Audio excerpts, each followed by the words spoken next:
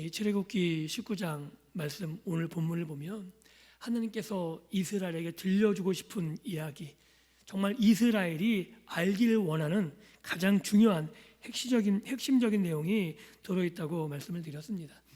지난주를 기억하셨으면 좋겠습니다. 출애굽이란 것은 단순히 그냥 한 가족의 여행 정도가 아니라 지금 현재 우리나라의 인천의 인구 250만 명 정도가 움직이는 민족의 대이동이라고 얘기를 드렸죠.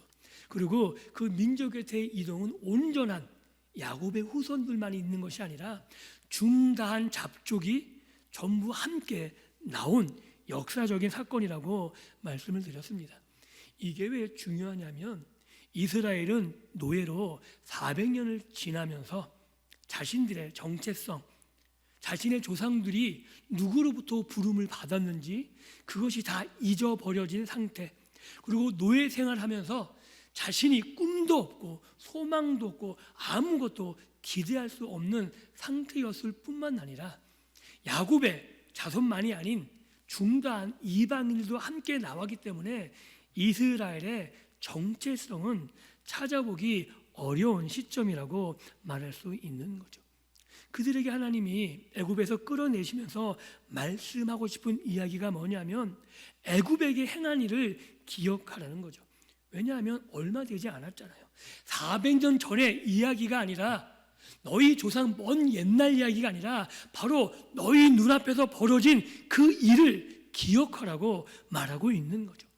이것은 야곱의 후손 이스라엘 자손뿐만이 아니라 그들과 함께 섞여 있었던 노예 생활했던 중단 잡족에게도 동일하게 해당되는 말입니다. 그들이 지금 기억해야 되는 건 하나님이 애굽에게 어떻게 행하셨는가를 기억하는 거죠. 애굽의 노예 생활에서 가장 강하다고 믿었던 신들, 그 신들이 애굽을 보호하고 있다고 여겼는데 그 신들이 하나님 앞에 처참히 무너지는 꼴들을 보면서 참신이 누구인가를 목격하게 되는 거죠. 그리고 또한 모세에게 이스라엘 백성들에게 전하라는 이야기는 어떻게 내가 너희를 여기까지 인도하였는가를 보라는 거죠. 이스라엘 백성이 애굽에 나와서 가장 먼저 맞닥뜨린 것은 홍해 앞바다입니다. 그리고 바로가 마음을 돌이켜서 그 당시에 가장 강력했던 전차 군단을 이끌고 쫓아옵니다. 얼마나 두려웠을까요? 오죽했으면 모세에게 이렇게 말합니다. 네가 애굽에 매장지가 없어서 우리를 여기까지 인도했느냐? 왜요? 다 죽을 거라 생각했으니까. 그때 하나님께서 구름 기둥과 불 기둥으로 애굽이 한치 앞으로 나오지 못하게 하시면서 홍해 바다를 하루 왼종일 바람을 일으켜서 가르십니다. 놀라운 일을 목도하죠. 그리고 그 홍해 바다를 지나갑니다. 이건 정말 만화 같은 이야기죠. 250만 명이 건너가야 돼요. 그런데 바닷물, 육삼수족관 같은 데 가보셨나요? 원으로 되어 있고 거기 가면서 두려움을 느끼시나요? 막 두려우신가요? 두렵지 않죠. 왜죠? 왜 두렵지 않죠? 벽이 확실하잖아요. 무너지지 않을 게 확실하니까 그런 어마어마한 물속을 지나가면서도 두렵지 않아요. 그런데 홍해는 그렇지 않습니다. 왜냐하면 벽이 없어요.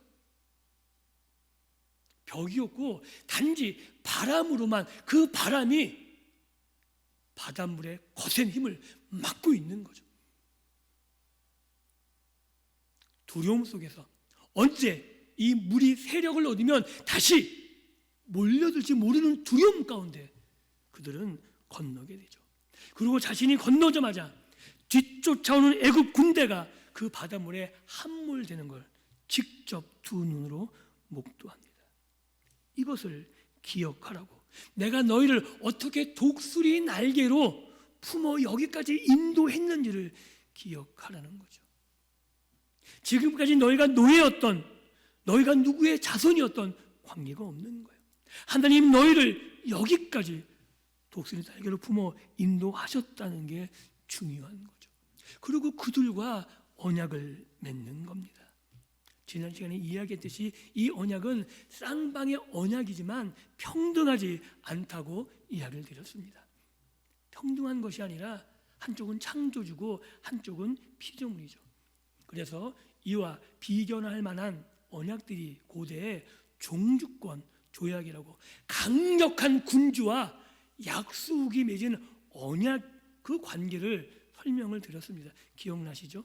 그래서 그 언약이 유지되는 것은 쌍방이 언약을 잘 지키는가 있는 게 아니에요. 그 언약의 유지는 누구에게 달려있다고요? 힘센 쪽에 달려있다고요.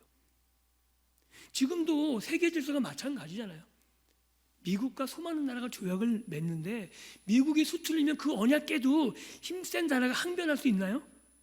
없는 거죠. 미국이 우리나라한테 잘못한 거 우리나라가 지금 항변할 수 있습니까? 없죠. 왜 그렇죠? 미국이 언약을 약속을 잘 지켜서인가요? 아니요. 힘이 있어서 그런 거예요. 힘이 있기 때문에 힘이 없으면 항변을 할 수가 없는 거죠. 그래서 이 종주권 조약에서 가장 중요한 건 힘 있는 자가 그 언약을 어떻게 바라보느냐예요. 그래서 하나님과 이스라엘 백성이 언약 맺는 그 예를 아브라함의 언약을 들어서 설명했던 거 기억나시나요? 하나님이 그 쪼갠 동물 사이를 지나가시면서 무엇을 담보하시는 거죠? 내가 깨지 않을 거야. 아브라함은 너는 약하고 네 후손은 약해서 계속 그 언약을 깰 수 있지만 나는 그 언약을 절대 깨지 않을 거야. 그래서 성경에는 많은 언약들이 어떻게 유지됐냐면 아브라함이 신실해서가 아닙니다. 이삭과 야곱이 신실해서 이스라엘 백성들이 신실했기 때문에 그 언약이 유지되고 안 깨진 게 아니라 하나님이 신실하셔서 그 언약이 유지되었던 거죠. 그래서 오늘 말씀하시는 거예요. 내가 너희를 내 소유 삼을 거다. 이게 하나님의 놀라운 축복이고 이스라엘의 정체성이 여기에서 시작되는 겁니다. 그리고 이스라엘 백성들에게 이야기하시는 거죠. 이제 너희가 내 소유가 됐으니까 내 소유 다 와야 된다라고 말하는 거예요. 그 내 소유다운 삶, 그것이 뭐냐면 언약을 지키는 거고 그 언약을 지키기 위해서 하나님이 말씀하신 게 율법이라는 거죠. 그래서 그 율법을 지키라는 거예요. 그 율법의 핵심이 뭔지 아십니까? 우리는 어렵게 생각하는데 구약 성경 전체에서 가장 핵심적인 내용이 뭐냐면 하나님을 이렇게 표현하죠. 나는 고아의 하나님, 과부의 하나님, 나그네의 하나님. 이 세 부류는 구약 시대, 아니 오늘날에도 가장 힘이 없는 존재들이에요. 그래서 누구나 거들떠 보지 않죠.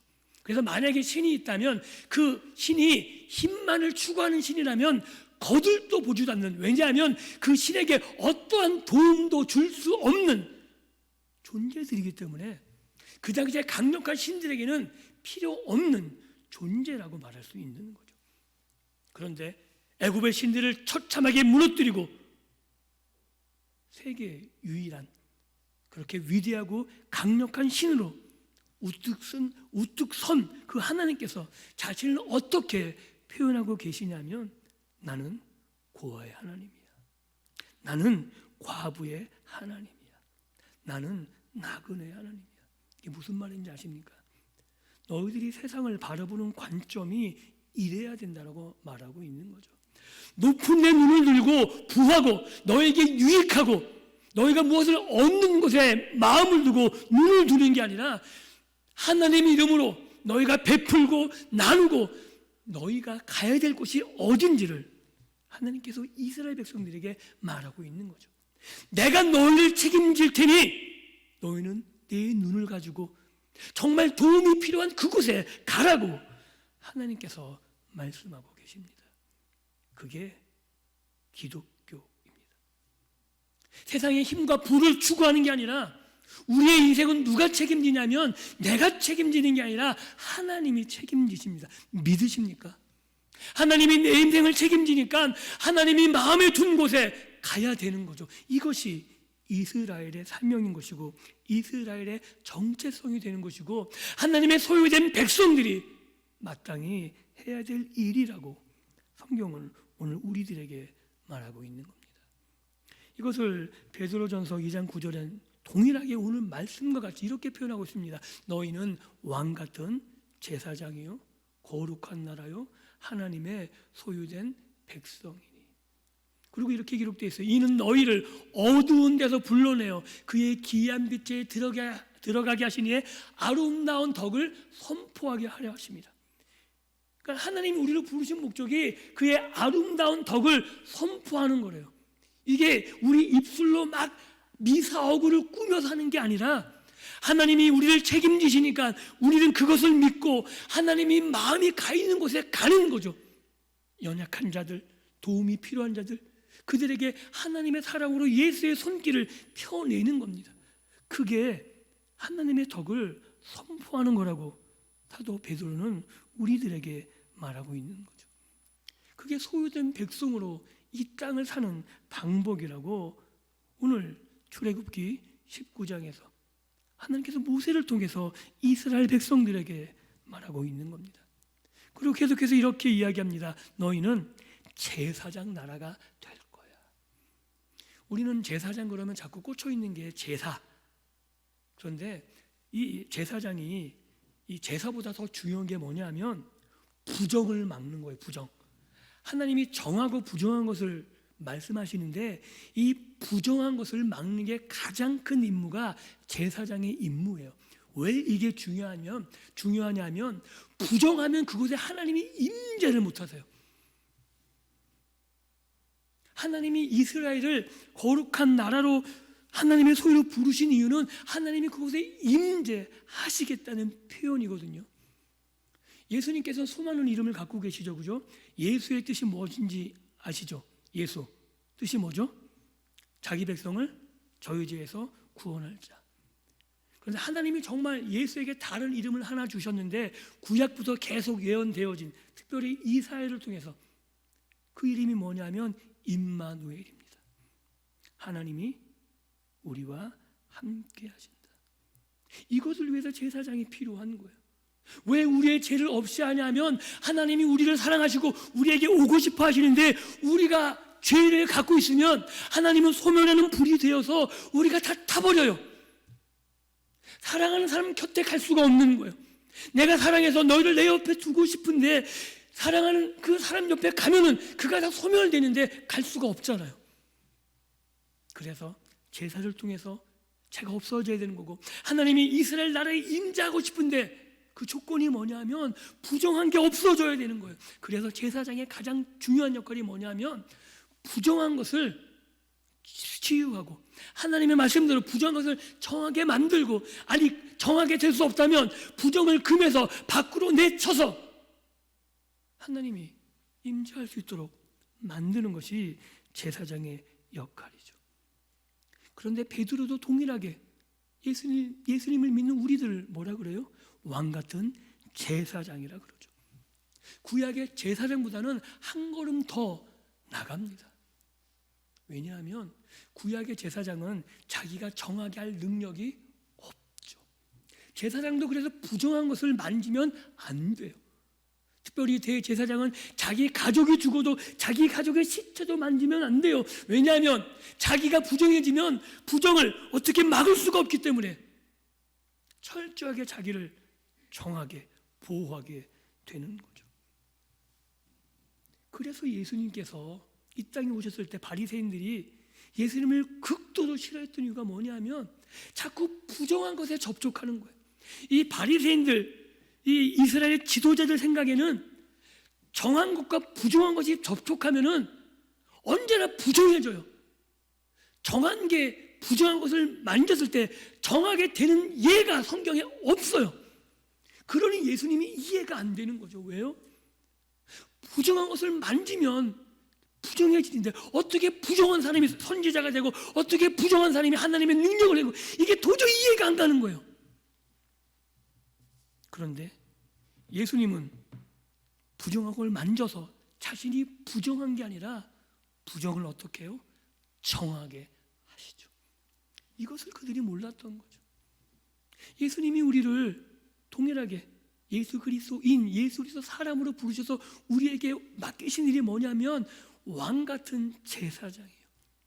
예수님께서 부정한 곳에 가서 정한 것을 치유함으로 정하게 되는 게 목적이 아니고 정하게 돼야만 그곳에 하나님의 임재가 가능합니다. 아십니까? 여러분들이 왜 부정한 곳에 가서 예수의 이름으로 그곳을 부정을 물러내고 정하게 만들어야 되면 단지 정하게 만드는 것이 목적이 아니라 여러분이 정하게 만든 그곳에 하나님의 임재가 거하게 된다는 거죠. 예수님의 이름 임마누엘, 하나님 우리와 함께 하시는 역사가 여러분들이 가는 곳곳마다 이루어지는 것, 이것이 하나님이 여러분들을 소유 삼으신 이유고, 이것이 여러분들을 제사장으로 이 마지막 때 세상을 정하게 만들고 세상을 치우기 위해서 보내시는 목적이라고 오늘 출애굽기에 그리고 베드로전서에 분명하게 기록하고 있는 내용입니다. 우리는 이 말씀을 기억해야 되는 거죠. 우리는 너무 세상에 자기 자신을 연약하고 힘이 없는 존재로 인식하고 있는 것 같습니다. 그렇지 않습니다. 예수님이 정말 무기력하게 돌아가신 건가요? 힘이 없어서 어쩔 수 없어서 십자가에 달려 돌아가신 건가요? 아니죠. 예수님이 그러잖아요. 내가 지금 12영, 정확하게 12군단, 군대 용어거든요. 12군단이나 되는 그 천사들을 동원할 능력이 없어서 내가 잡혀가는 줄 아느냐? 아니라 그러잖아요. 내가 하나님의 뜻대로 내가 하나님의 맡은 바 사명을 완수하기 위해서 이 길을 걸어가야 되기 때문에 내가 잡히고 내가 죽는 것이지 내가 힘이 없어서 죽는 게 아니라고 분명히 말씀하세요. 여러분 알고 계셔야 여러분들이 힘이 없어서 세상에 핍박받는 것이고 여러분들이 능력이 없어서 어쩔 수 없이 세상에 끌려가는 게 아니라 여러분들이 가진 능력으로 이 세상을 전복시키기 위해서 하나님이 사용하시지 않습니다. 만약에 여러분들을 하나님 부르신 목적이 세상에 부귀영하고 세상을 힘으로 전복시키는 거라면 능히 그 힘을 주셨을 것이고 능히 군대를 동원하셨을 거예요. 그런데 안 그러세요. 왜냐하면 하나님의 목적은 세상의 전복이 아닙니다. 하나님이 이 땅에 임재하셔서 하나님의 나라를 세우시고 하나님의 소유된 백성이 이 땅에 가득 채워지기를 원하시는 거예요. 그 일은 힘으로 되는 게 아니라 생명을 구원하는 걸로 되는 것이거든요. 성령님이 함께 하시고 여러분들이 말씀에 순종함으로 그곳에서 부정한 것이 어둠의 세력이 사단이 물러가고 쫓겨나고 여러분이 있는 곳에 하나님의 임재가 이루어지는 삶, 이 삶이 여러분들이 받은 사명이고 그 일을 이루는 것이 왕같은 제사장으로 나가는 길이라고 말씀하고 있는 겁니다. 사랑하는 성도 여러분, 여러분이 힘이 없는 존재가 아닙니다. 여러분이 어떤 존재를 분명히 알고 계셨으면 좋겠습니다. 여러분만이 세상의 부정한 것을 정하게 만들 수 있는 존재이고 여러분만이 여러분이 가는 곳에 하나님의 임재가 가능한 존재입니다. 하나님은 여러분을 통해서만 일하기를 기뻐하신다라고 이야기하고 있는 겁니다. 사랑하는 성도 여러분, 오늘 여러분들을 하나님이 소유 삼으셨습니다. 그리고 왕같은 제사장으로 그 위임을 맡기셨습니다. 그리고 또 하나 이렇게 이야기하죠. 너희는 거룩한 나라라고. 힘써서 거룩을 획득해야 되는 게 아니고 하나님이 소유된 백성으로 그 앞에 불러 놓으셨기 때문에 이스라엘은 거룩한 나라가 되는 거죠. 어떤 무엇을 달성해야 되는 게 아니라는 사실이죠. 거룩하게 하시는 분은 하나님이십니다. 이 사실을 분명히 믿을 수 있기를 주님의 이름으로 축복합니다. 그래서 우리가 거룩하게 되는 건 우리가 주일날 예배를 안 빠지고 10일 아니요. 물론 중요해요. 그런데 가장 중요한 건 뭐냐면 우리가 예수 안에 있는 겁니다. 우리가 예수 안에 있으면 거룩해지는 거지 우리가 주일을 안 빠진다고 거룩해지는 게 아닌 거죠. 우리가 예수 안에 접붙임을 받아야 우리가 열매를 맺는 거잖아요. 여러분 열매 맺는 삶을 원하십니까? 그러면 어떻게 해야 돼? 이유는 아주 간단해요. 열매 맺는 우리가 가지잖아요. 그럼 우리가 열매 맺으려면 나무에 붙어 있어야 되는 거예요. 여기 꽃꽂이를 이쁘게 하셨는데 만약에 여기 과일 꽃꽂이가 있다 생각해 보세요. 그 꽃꽂이에 과일이 꽂혀 있다고 이 꽃꽂이한 게 맺은 건가요? 이뻐 보이지만 맺은 건 아니잖아요. 근데 실제로 사과나무에 사과가 썩은 게 좀 부실하거나 어떻게 보면 썩은 게 있을 수도 있잖아요. 그렇다고 그게 사과가 아니라 말할 수 없는 거잖아요. 열매는 맺혀지는 거예요.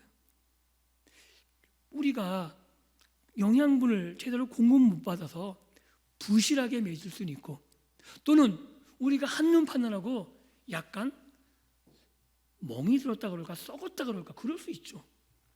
그래도 붙어 있으면, 가지가 나무에 붙여 있으면 열매는 맺는 거예요. 그래서 우리가 노력하는 건 열매를 맺기 위해 노력하는 게 아니고 뭐 하기 위해 노력해야 돼요? 나무에 붙어 있기 위해 노력하셔야 돼요. 그 방편이 예배고 말씀이고 우리가 경건 생활을 하는 거죠. 왜요? 그래야지 하나님의 임재 앞에 서서 하나님으로부터 공급받을 거잖아요. 우리가 열매 맺는 능력이 있는 게 아닙니다. 우리의 재능과 결단과 의지가 아니라 예수 그리스도께로부터 공급을 받아야만 열매가 맺혀지기 때문에 그렇습니다. 그리고 그렇게 공급받은 후에 우리가 받은 사명을 완수할 수 있는 거죠. 우리가 베드로전서를 읽어서 좀 하나님의 거룩한 덕을 선전해야 돼요. 이게 어떻게 가능해요? 우리가 거룩한 백성으로 살아갈 때 세상 사람들의 입에서 나오게 되는 거죠. 야, 정말 너 예수 그리스도인답다. 그 고백들이 우리의 입술만이 아니라 세상 사람들의 입술을 통해서도 고백하게 되는 거죠. 다니엘 아십니까? 다니엘은 포로 생활에서 바벨론 총리까지 오른 사람입니다. 그리고 나라가 3번이나 바뀌었는데 왕조가 3번이나 바뀌었는데도 2인자 자리를 놓지 않았죠. 우리는 자꾸 다니엘에게만 초점이 맞춰져 있는데 잠깐 눈을 돌려볼까요? 그 다니엘 때문에 하나님을 전혀 믿지 않던 느부갓네살, 다리오 그 사람들이 뭐라 그래요? 다니엘의 하나님을 찬양할지라. 이 같은 신이 어디 있느냐? 하나냐, 미사엘, 아사랴, 여러분들이 익숙한 말로 표현하면 사드락, 메삭, 아벳느고, 그들이 불문포에 들어가서 하나님을 구원하시죠. 그러고 나서 그 왕이 놀랍게 고백해요. 이 사드락, 메삭, 아벳느고가 섬기는 하나님, 이 하나님을 미혹하는 자는 그 몸을 쪼개고 그 집을 다 폐허로 만들고 이방신을 섬겼던 하나님을 믿지 않는 왕의 입에서 나오는 고백들인 거죠. 다니엘이 거룩한 삶을 살았더니 사드락, 메삭, 아벳느고, 하나냐, 아사랴, 미사엘이 정말 하나님이 어떤 분인지 그의 삶으로 증명하며 살았더니 세계 가장 강대한 나라, 하나님을 섬기지도 않던 그 왕의 입을 통해서 하나님이 누구신지, 하나님이 어떤 분인지, 그리고 그 나라 모든 백성이 하나님 앞에 함부로 할 수 없는 놀라운 선포가 그들의 입을 통해서 나오고 있습니다. 아십니까? 포로로 갔다면, 하나님이 다른 나라에게 졌다면 그 당시에는 신은 없어지는 게 맞잖아요. 야, 바벨론의 신에게 진 그 신, 야, 그 신도 그거 아무것도 아니야. 조롱받고 멸시받고 없어질 법한데, 다니엘을 통해서 하나님이 힘이 없어서, 하나님이 능력이 없어서, 하나님이 신이 아니어서 이스라엘을 포로로 빼앗긴 게 아니라는 게 증명되고 있거든요. 하나님의 힘이 없는 것이 아니라면, 하나님의 능력이 없는 것이 아니라면, 이유는 단 한 가지죠. 하나님의 말씀대로 이스라엘이 언약을 어겼기에, 이스라엘이 잘못한 것이 그 왕들의 입을 통해서 다니엘과 하나냐, 아사랴, 미사엘을 통해서 그대로 드러나거든요. 그래서 그를 안았던 모든 사람들은 그들을 뒤에서 보호하시고 지키시고 지혜를 주시는 하나님을 찬양합니다. 다니엘을 찬양하는 것이 아니라, 하나냐, 아사랴, 미사엘을 찬양하는 것이 아니라, 그들을 지키시고 그들을 보호하신 하나님을 찬양하는 거죠. 사랑하는 성도 여러분, 여러분의 삶이 그러셔야 됩니다. 여러분의 삶을 통해서 여러분들을 지키시는 분이 누구신지 드러내셔야 되는 거죠. 여러분들을 보호하시고 여러분들에게 지혜를 주시고, 이 세상에 굴복하는 것이 아니라 그 어떤 두려움과 압박 앞에서 내가 왜 당당하게 살고 있는지, 내가 무엇 때문에 내 입술에 찬양이 끊이지 아니하는지, 그렇게 힘들고 어려움 속에서 우리 가족이 웃을 수 있고 기쁨이 왜 넘쳐나는지를 여러분들이 보여주셔야 되는 거예요. 예수 그리스도인의 삶이 어떤지가 증명되는 건 여러분뿐이 없다는 사실을 아십니까? 한번 생각해 보세요. 여러분들이 전도하는 게 빠를까요? 아니면 하나님이 직접 나타나서 전도하는 게 빠를까요? 어떤 게 빠를 것 같아요? 어떤 게 빠를 것 같아요? 모세를 통해서 이스라엘을 끌어내시는 게 빠를까요? 하나님 직접 하시는 게 빠를까요? 모세 지지리로 말 안 듣잖아요. 안 그래요? 얼마나 속속이에요. 우리는 착각하는 게, 하나님이 모세를 통해 일하시면 그 이스라엘 백성들이 뭔가를 대단하게 깨달은 것 같은데, 모세는 힘만 들고 굉장히 노동에만 시달렸을 것 같은데, 아니, 그렇지 않아요. 가장 놀라운 기적은 모세가 경험합니다. 정말 모세만이 하나님이 어떤 분이 정확히 아는 거예요. 하나님이 누군지 알고 싶으신가요? 하나님의 일을 해보십시오. 하나님이 어떻게 내 삶을 간섭하시는지 좀 여담을 드리면, 저는 가끔 그 복권에 당첨되는 꿈을 꿔요.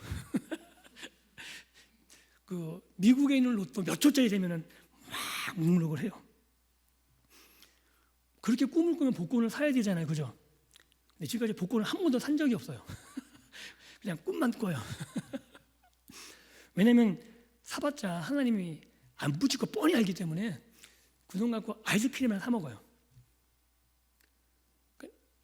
왜 이 얘기를 드리냐면, 저도 세상이 편한 게 뭔지 알고 돈이 좋은 거 알거든요. 그런데 제가 돈 때문에 하나님을 안 적은 한 번도 없습니다. 정말 내가 힘들고 어려운 그 순간에 정말 하나님과 싸워가면서, 하늘 꼭 내가 이거 해야 돼요? 교회를 섬긴다는 거 얼마나 힘든지 아세요? 여러분처럼 지질이 많은 사람이 없어요. 정말 지질이 속색이에요. 어느 집단보다 교회가 가장 힘들 줄 몰라요. 그런데 여기 앉아 계시잖아요. 더 놀라운 건 제가 여기서 설교한다는 거예요.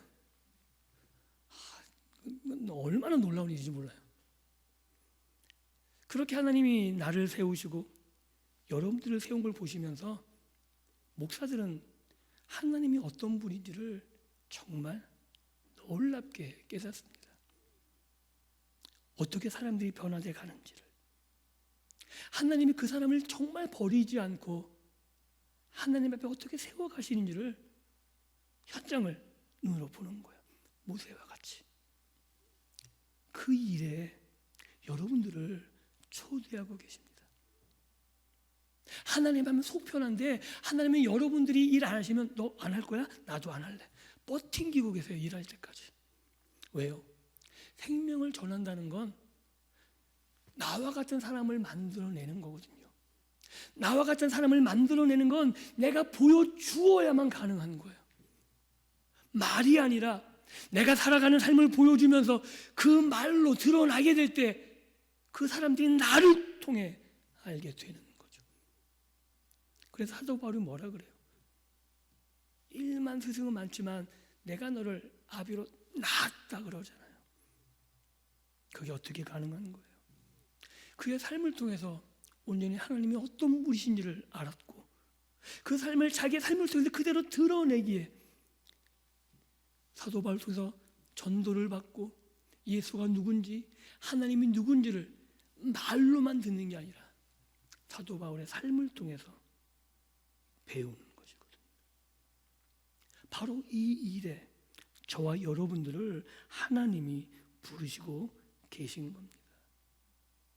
그래서 신앙생활이라는 건 주일날 얼마나 많이 안 빠졌냐가 중요한 게 아니에요.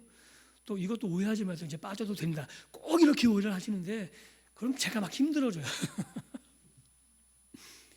주일날 안 빠지는 게 중요한 게 아니고 하나님을 경험하셔야 돼요. 왜 말씀을 지금 듣고 계시는 거예요? 하나님을 알기 위해서잖아요.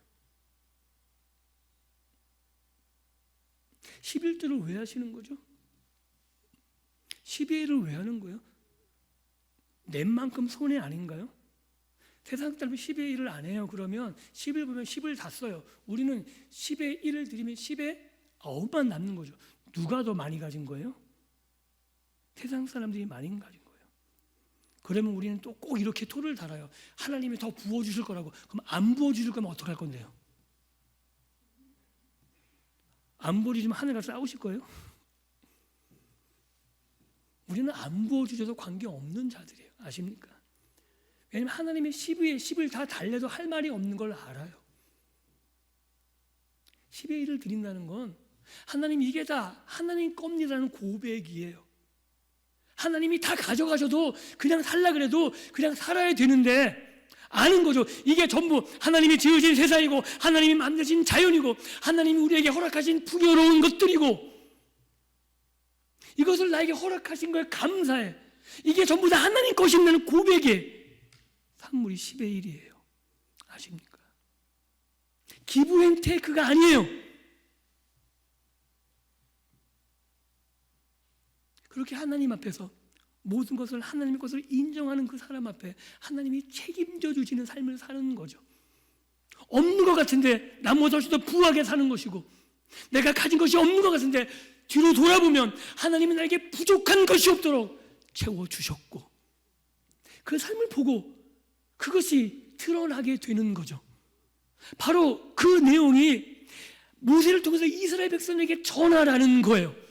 내가 애굽에 행한 거가 어떻게 너를 여기까지 인도했는지 그리고 내가 이제 언약을 맺어서 내 소유 삼고 너희를 제사장 나라로 거룩한 나라 삼아서 이제 너희를 통해서 세계 모든 백성들이 하나님이 누군지 알게 하겠다고 그래서 내가 마음을 둔 곳 고아와 과부와 나그네 지금 내가 마음이 그들 때문에 편치 않은데 그들을 너희들이 책임져 줄 수 있겠니라는 그 음성을 들을 수 있기를 바랍니다.